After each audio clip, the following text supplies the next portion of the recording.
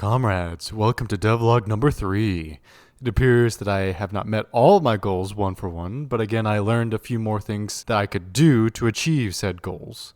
The thing I learned a lot more this time was how resources and how some UI elements work, specifically the tab bar. So, what was accomplished? Gravity was added back to the player at all times, and I was able to create a UI in the vein of Armored Core 6. Which was a much longer process. So, how did I approach this problem? So, what is a resource? It is anything that is loaded or saved from or to the disk. Some examples that are expressed here are textures, scripts, mesh, animations, and so on and so forth. Unfortunately, for my particular problem, these resources aren't as flexible to what I want them to be. Fortunately, we can take this a step further. Inheriting the functionality of a resource, we can now create our own custom implementation for us. That means I want to add a name and a pack scene.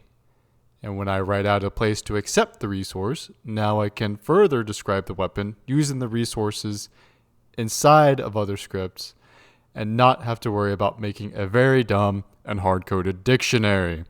Instead, if we want to make a change to the collection of assets, it'll be changed everywhere.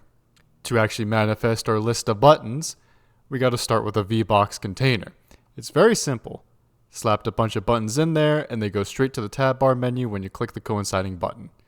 I will have to enhance this later to load the currently equipped weapons that the player has.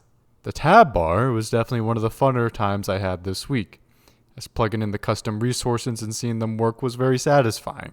The problem statement we have is how do we instantiate buttons and get them to send signals in a more dynamic way that doesn't include writing and connecting button signals for every weapon available. Using the custom resources basically solved my problem. And if a custom button is made to hold the pack scene and can write up a signal to pass the button up to the controlling tab, then I can set up a connect method call. And passing through the button reference, I can tell what button is calling what.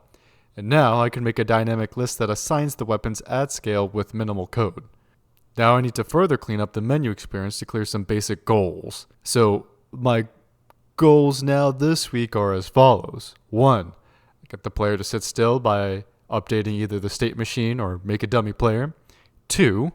Update the overview menu to include only the equipped weapons. 3.